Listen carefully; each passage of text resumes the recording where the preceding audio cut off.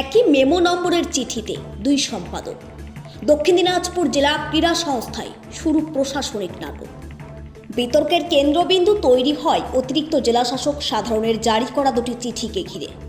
18 December জেলা প্রশাসনিক ভবনে আয়োজিত 76তম প্রজাতন্ত্র দিবস উদযাপন উপলক্ষে জরুরি বৈঠকের জন্য পাঠানো এই চিঠির একটিতে সম্পাদক হিসাবে নাম রয়েছে বিদায়ী সম্পাদক অমিতাভ ঘোষের, আর অন্যটিতে সুজয় ঘোষের। অথচ দুটি চিঠির মেমো নম্বর ও তারিখ এক। বিষয়টি সামনে আসতেই প্রশ্ন উঠেছে, সরকারি অফিসে কিভাবে এমন গুরুতর ভুল হতে পারে। যদিও জেলাশাসক বিজেন কৃষ্ণা এটিকে ক্লারিক্যাল মিস্টেক বলে দায় ঝেড়ে ফেলতে চেয়েছেন, কিন্তু তাতে বিতর্কের আগুন নেভেনি। জেলা ক্রীড়া সংস্থার কার্যকরী কমিটি নিয়ে বিতর্কের সূত্রপাত 14 সেপ্টেম্বর। অভিযোগ ওঠে কিছু প্রভাবশালী ব্যক্তি স্থানীয় সংগঠনগুলিকে উপেক্ষা করে নিজেদের স্বার্থে একতরফাভাবে কমিটি গঠন করেছেন। এমনকি 26 নভেম্বর সমাজ বিরোধীদের উপস্থিতিতে স্টেডিয়ামে বিতর্কিত বৈঠক ডেকে কার্যকরী কমিটিও ঘোষণা করা হয়। বিদায়ী সম্পাদক অমিতাভ ঘোষ এই অভিযোগ নিয়ে সরাসরি জেলা শাসকের দ্বারস্থ হন, যা নিয়ে সিংহ ইন্ডিয়ান্সের লিখিত অভিযোগ পেয়ে রাজ্যের যুব ও ক্রীড়া দপ্তর বিষয়টিকে গুরুত্ব দিয়ে জেলা শাসকের কাছে রিপোর্ট চেয়ে পাঠায়। ঠিক সেই পরিস্থিতিতে এমন প্রশাসনিক বিভ্রাট যথেষ্টই বিতর্ক বাড়িয়েছে। মঙ্গলবার এ নিয়ে এক সাংবাদিক বৈঠকে অমিতাভ ঘোষ বলেন, সরকারি সমস্ত নথি আমাকেই সম্পাদক হিসাবে উল্লেখ করেছে।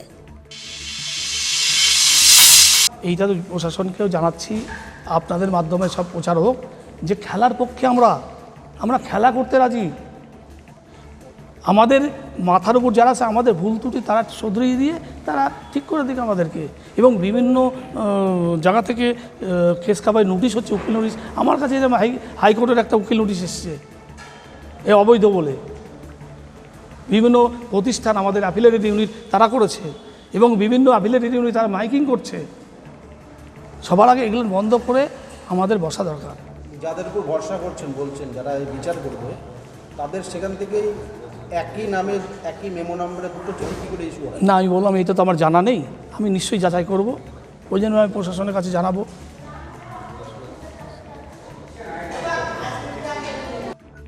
দুজন মানে চিঠি করা হয়েছে। হ্যাঁ, অমিতাভ ঘোষ এবং সুজয় ঘোষ যে দুজন আছে আগে এবং চিঠি করেছে, মানে আপনার অফিস থেকে চিঠি হয়েছে। হতে পারে কোনো ক্লারিক্যাল এরর হতে পারে। বিতর্কিত চিঠিতে সম্পাদক হিসাবে নাম থাকা সুজয় ঘোষ এই বিষয়ে মুখ খোলেননি। ফোন করলে তিনি সংযোগ বিচ্ছিন্ন করেন। এদিকে জেলার সাধারণ মানুষ থেকে ক্রীড়াপ্রেমী মহল পর্যন্ত প্রশ্ন তুলছে, এটি কি প্রশাসনিক গাফিলতি না উদ্দেশ্য প্রণোদিত ষড়যন্ত্র? দুই সম্পাদকের নাম নিয়ে জারি হওয়া চিঠি জেলা প্রশাসনের স্বচ্ছতা ও দক্ষতাকে বড়সড় প্রশ্নের মুখে দাঁড় করিয়েছে। দক্ষিণ দিনাজপুরের এই বিতর্ক এখন জেলার সীমা ছাড়িয়ে রাজ্য রাজনীতিতেও আলোচনার বিষয় হয়ে উঠেছে। দক্ষিণ দিনাজপুর থেকে সীমান্তের কথার বিশেষ রিপোর্ট।